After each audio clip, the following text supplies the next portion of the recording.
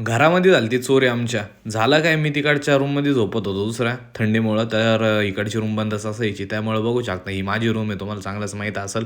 इथं लॉक होतं. तर रात्रीच्या टाईमला कोणतरी लॉक तोडलं आणि बघू शकता पूर्ण कापड वगैरे सगळं रिकामं केलं होतं. आणि त्याच्याच 2 दिवसानंतर माझ्या साईडची एक छोटीशी रूम आहे. तिथं पण आलते ते आणि त्यांनी ही पण रूम फोडलेली. पण गाडी वगैरे काही नेलेली नाही. ते बरं झालं होतं. तेवढं पैसे गेले ते काही चोरीला होते थोडेसे ठेवलेले. पाहू शकता कसला पसारा वगैरे केलेला. सकाळी उठून बघतो ते सगळी घटना झालेली घरी. एक पार्सल आणायला गेलतो. त्यानंतर जरा जिमला गेलो. बघू शकता डोक्यात तर आता झालं ते झालं. काही करू शकत नाही. पोलीस कंप्लेंट वगैरे दिलेली होती. जिम वगैरे मारली.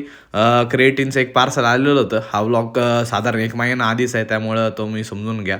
नंतर कॉलेजला जरा सबमिशनसाठी आलो होतो.